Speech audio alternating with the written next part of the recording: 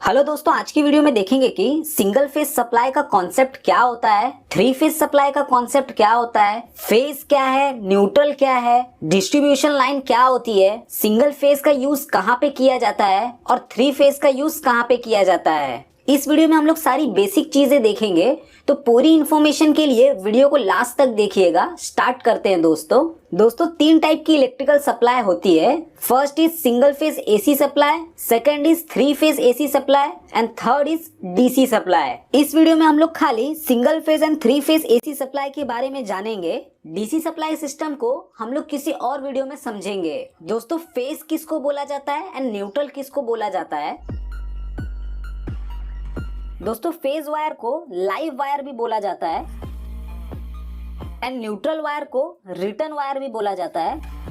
दोस्तों, phase wire किसको बोलेंगे? जो हमेशा अपने पास वोल्टेज रखता है, उसमें इलेक्ट्रॉन मतलब करंट को फ्लो कराने की ताकत होती है, उसको हम लोग फेज वायर बोलते हैं। और जो न्यूट्रल होता है वो नॉर्मली 0 वोल्ट पर होता है। फेज में से जो करंट आता है उसको रिटर्न पाथ प्रोवाइड करता है न्यूट्रल। दोस्तों, न्यूट्रल 0 वोल्ट होने की वजह से हम लोग अगर न्यूट्रल वायर को टच भी कर लेते हैं तो हमें इलेक्ट्रिकल शॉक नहीं लगता है। बट वहीं पे दोस्तों, अगर हम लोग फेज वायर को टच कर लेते हैं तो हमें इलेक्ट्रिकल शॉक लगता है। क्यों लगता है? क्योंकि फेज के अंदर वोल्टेज प्रेजेंट रहता है। जैसे कि सिंगल फेज की केस में 220 वोल्ट से लेकर 230 वोल्ट के बीच में होता है और वहीं पे न्यूट्रल में 0 वोल्ट होता है।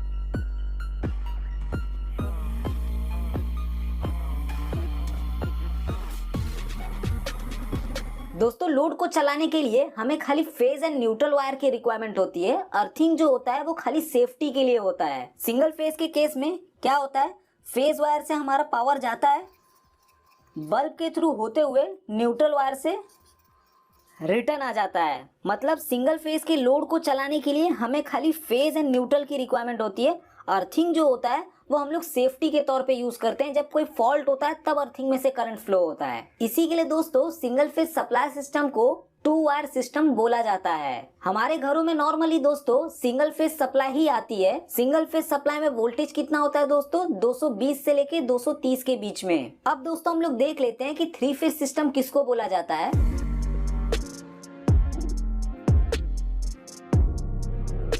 दोस्तों, सिंगल फेज में एक फेज वायर होता है, वैसे ही थ्री फेज सिस्टम में 3 फेज के वायर होते हैं। जैसा कि आप लोग देख सकते हैं, ये फेज 1 है, फेज 2 एंड फेज 3। इसको दोस्तों हम लोग 3 फेज 3 वायर सिस्टम बोलते हैं। तो दोस्तों, पहला फेज कौन सा है? R phase. दूसरा कौन सा है? वाई। एंड तीसरा कौन सा है? बी। इस 3 फेज 3 वायर सिस्टम का यूज कहाँ पे किया जाता है, मैं अभी आप लोगों को कुछ देर में बताऊंगा। अभी हम लोग देख लेते हैं कि 3 फेज 4 वायर सिस्टम क्या होता है।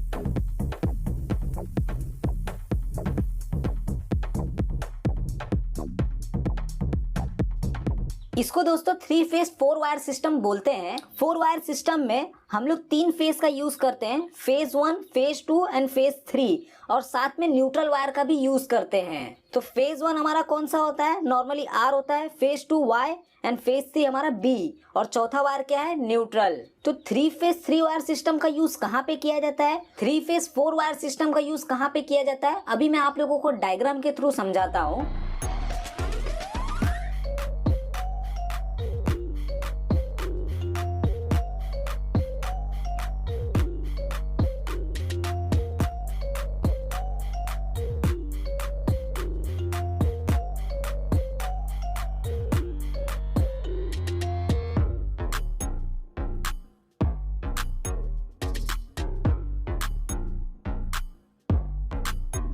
दोस्तों, ये मैंने डिस्ट्रीब्यूशन नेटवर्क का ड्राइंग बनाया है। मैं आप लोगों को 1 बाय 1 समझाता हूँ। दोस्तों, हमारी जो HT लाइन होती है वहां पे हम लोग खाली 3 फेज का यूज करते हैं। जैसा कि आप लोग देख सकते हैं, RYB न्यूट्रल नहीं है। तो जो हमारी HT लाइन होती है वहां पे हम लोग खाली 3 फेज का यूज करते हैं। इसके लिए उसको क्या बोलते हैं? 3 फेज 3 वायर सिस्टम।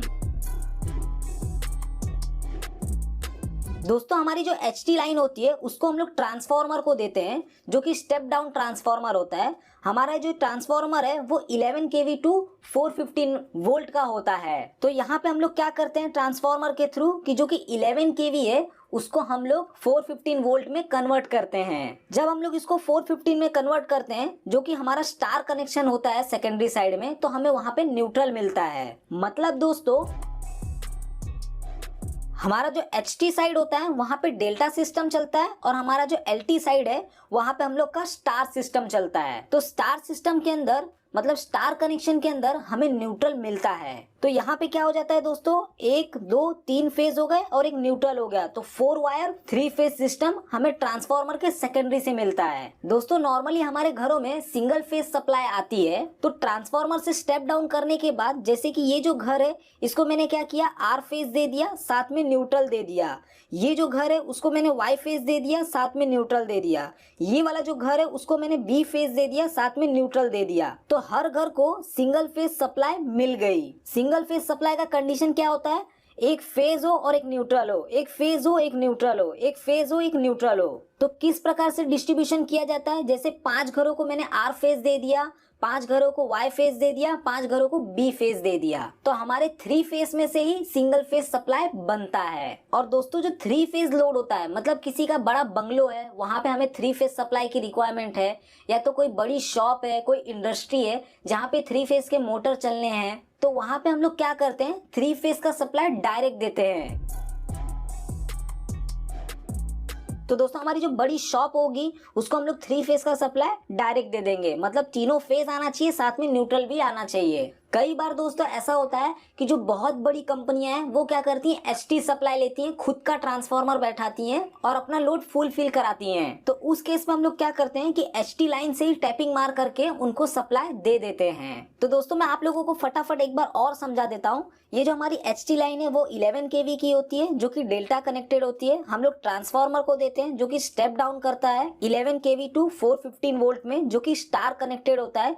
इसके अंदर क्या होता है, पहले हमें HT लाइन में 3 फेज खाली मिल रहा था, LT लाइन में हमें 3 फेज प्लस न्यूट्रल भी मिलता है। हर फेज को हम लोग डिस्ट्रीब्यूट कर देते हैं लोड के अकॉर्डिंग, जैसे 5 घर इसको दे दिया R फेज, इन 5 घरों को Y फेज दे दिया, इन 5 घरों को B फेज दे दिया, और न्यूट्रल जो होता है वो कॉमन होता है। और जहाँ पे 3 फेज लोड की रिक्वायरमेंट है उसको हम लोग डायरेक्ट सप्लाई दे देते हैं। तो दोस्तों आज की वीडियो में इतना ही देखेंगे।